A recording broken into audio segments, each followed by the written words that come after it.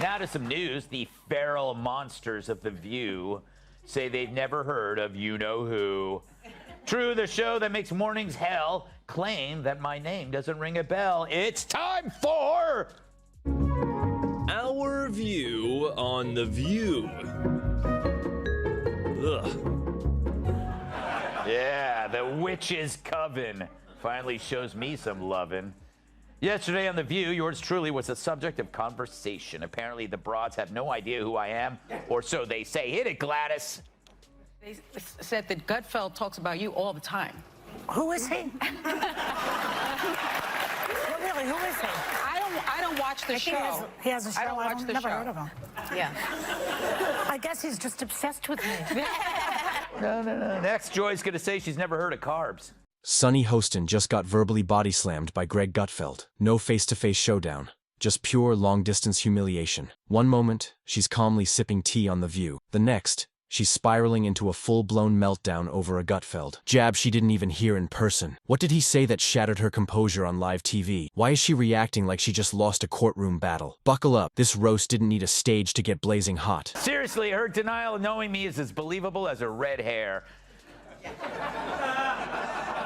But obsession? I mean, come on, Joy. Where would you even get that idea?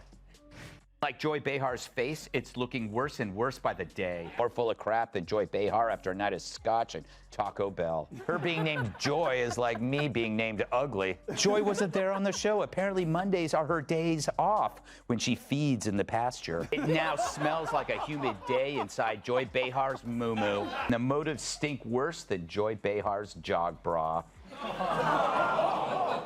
I mean, assuming she jogs. Oh, wait, there she is.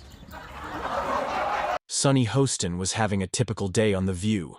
Blinking, gesturing wildly, and delivering her lines with the conviction of a Supreme Court argument, despite only facing a girl boss coffee mug. Everything was on schedule. The table was heated. The outrage was caffeinated, and Sunny, as usual, perched on her moral high ground, glaring down at the world of Fox News with the same expression you'd have after stepping in something unpleasant. Their brains are small. But who's the dumbest one of all? True, none of them are in Mensa, but who's the most densa? Perhaps it's Sunny who mastered the art of making idiots look smart. Now, The View could ask a mirror who's the dumbest one of all, but there's no way that glass doesn't shatter. But let's hit rewind for a second and set the stage. Sunny Hostin, former federal prosecutor, author, and queen of delivering every sentence with the emotional intensity of a doomsday prophecy, has a bit of a habit of treating Fox News like it's some kind of contagious rash threatening the very fabric of democracy. It's about The View. It's become like a medical hospital that displays human misfailure. Like it's like here, let's look at this political oddity. You know, it's like it really is like the left-wing equivalent of a carnival sideshow, except instead of bearded ladies and fat clowns and two-headed cows. Well, let me rephrase that. But The View is a victim of the sunk cost fallacy. You know, how can you now speak the truth when for years you've been telling lie after lie after lie? Now you're carrying this big bag of rocks around you because it's too harmful for their ego to admit that we really were dishonest. And they could be honest. All they would have to say is, look, we hate Trump so much. We were willing to lie about Joe Biden because we felt he was preferable. We thought our lying and our cover-up was on your behalf. Just say that. You're still scum, but at least you're an honest scum. That is, until Greg Gutfeld, from the snarky confines of Gutfeld land, decided to do what he does best: toss a verbal grenade, walk away, and let the chaos detonate. The beauty of it? They never spoke, never tweeted, never even crossed paths. No dramatic showdown, no heated debate, no meet me in the parking lot at 3 p.m. moment. Just a single Gutfeld jab from across the airwaves, and suddenly, Sunny's acting like she just got personally roasted in her own living room by a guy, hiding under her coffee table. The true sign of the apocalypse is someone that dumb has a law degree Worse, if your name has the word sun in it, there's no excuse for not knowing how an eclipse works. But it's no surprise that Joy is the one who understands science. She's been on the science diet for years.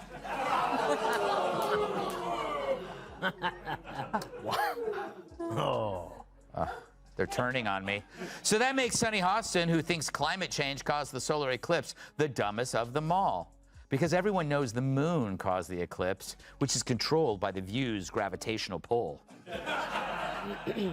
And then there's Greg Gutfeld, the human embodiment of sarcasm with a late-night show. He's the guy who laughs through chaos, drops jokes like anvils, and somehow manages to keep a straight face while being absolutely unserious.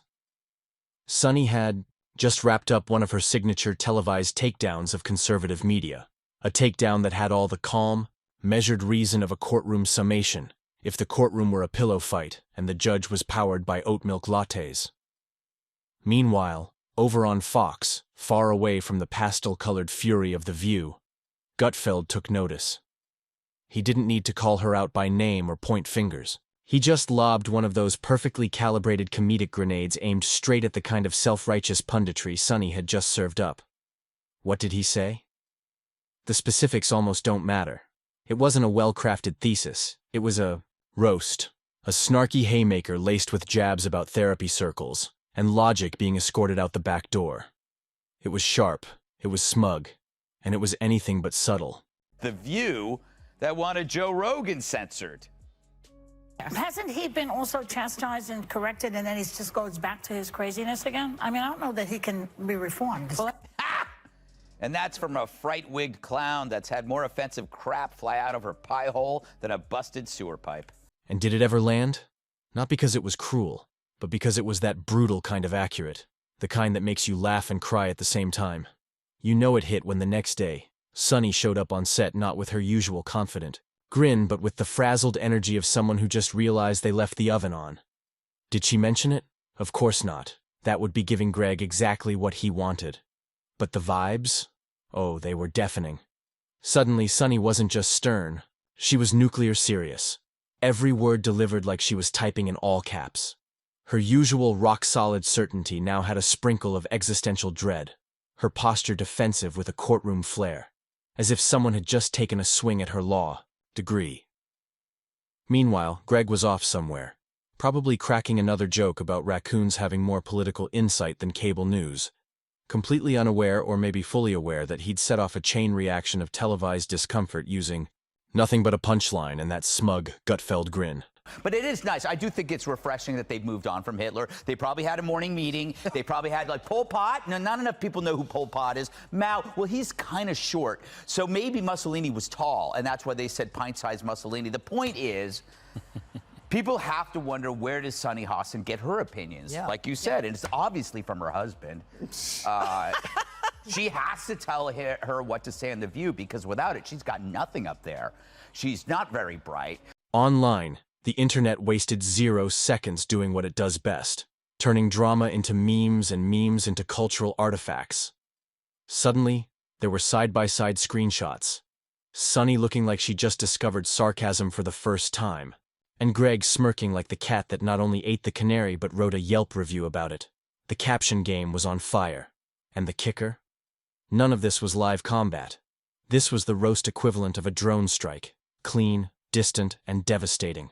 Gutfeld didn't even flinch. He probably kept going with his show, making more jokes about political clowns and tofu ethics, while Sunny was left recalibrating her entire moral compass on air, like she'd just been slapped by a ghost. But here's where it gets even better. The breakdown wasn't explosive.